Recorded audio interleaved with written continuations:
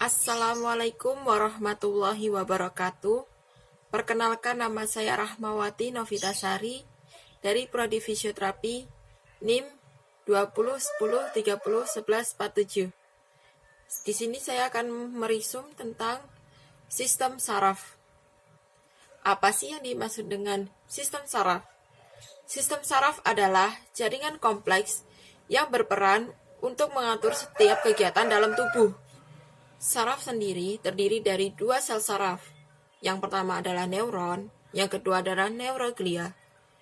Neuron sendiri adalah unit dasar dari otak dan juga sistem saraf kita. Neuron sendiri berfungsi sebagai penerima rangsangan dari dunia luar. Kemudian, ia akan mengirimkan perintah motorik kepada otot kita. Neuron sendiri memiliki gambar seperti berikut ini.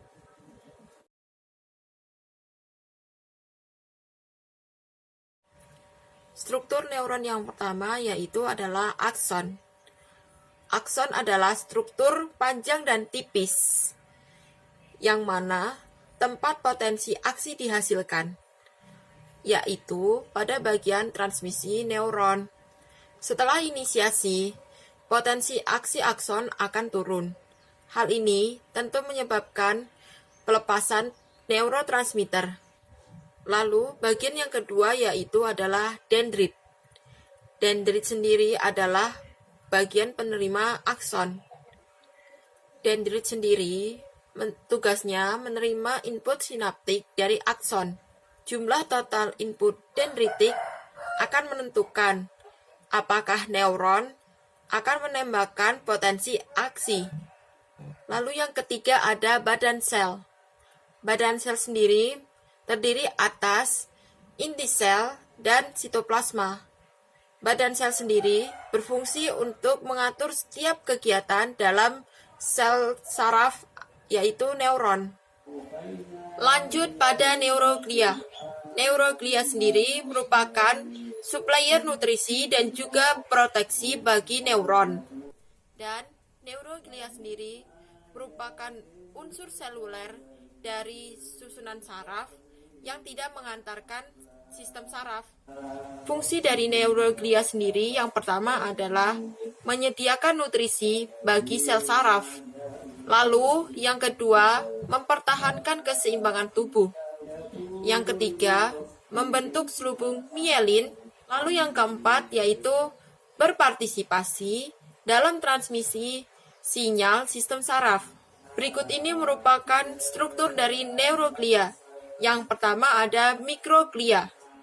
Mikroglia merupakan sistem imun bagi sistem saraf pusat.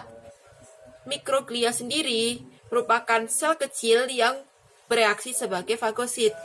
Ia membersihkan komponen yang dapat mengancam sistem saraf kita. Lalu yang kedua ada oligosit. Oligosit sendiri berperan untuk membentuk selubung mielin pada sistem saraf pusat. Lalu yang ketiga ada astrosit atau sel bintang. Memiliki 3 fungsi yaitu menyatukan antar neuron dan perbaikan cedera otak, juga berperan aktif dalam neurotransmitter. Seperti yang sudah dijelaskan tadi, sistem saraf ada 2, yaitu saraf pusat dan saraf tepi. Yang pertama kita bahas tentang saraf pusat. Apa itu saraf pusat? Sistem saraf pusat sendiri terdiri dari 2 bagian yaitu otak dan juga sumsum tulang belakang.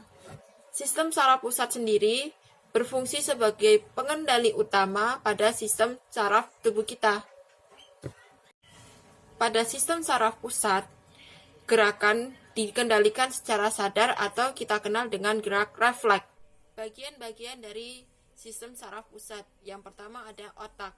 Otak sendiri terbagi atas otak besar atau cerebellum. Otak besar sendiri terbagi atas 2 bagian yaitu otak kanan dan otak kiri. Otak kiri dan otak kanan memiliki fungsi melayani tubuh, namun secara berlawanan. Otak kanan melayani tubuh bagian kiri dan otak kiri melayani tubuh bagian kanan. Lanjut ke otak tengah. Otak tengah sendiri berada di depan jembatan farol dan otak kecil. Di depan otak tengah terdapat talamus dan kelenjar hipofisis yang mengatur kerja kelenjar endokrin di seluruh tubuh. Lalu ada otak belakang. Otak belakang sendiri meliputi jembatan farol, lalu ada sumsum lanjutan, lanjut ada otak kecil. Jembatan farol sendiri adalah serabut saraf yang menghubungkan antara lobus kiri dan kanan pada otak kecil. Lanjut ke medula oblongata atau sumsum lanjutan. Sumsum lanjutan sendiri berfungsi untuk mengatur setiap gerakan tidak sadar pada tubuh kita, seperti detak jantung dan alat pencernaan pada tubuh kita. Lanjut pada sistem saraf tepi, yang mengatur gerakan tubuh kita secara tidak sadar, yang dikelola oleh medula oblongata seperti yang tadi sudah saya jelaskan pada sesi yang sebelum-sebelumnya. Sistem saraf tepi yang pertama ada saraf sensorik. Sistem saraf sensorik atau afren berfungsi untuk menerima rangsangan dari lingkungan sekitar, lalu meneruskan rangsangannya ke otak. Lalu yang kedua ada sistem saraf motorik atau efren yang berfungsi untuk menerima perintah dari otak atau sumsum tulang belakang, lalu meneruskannya kepada organ.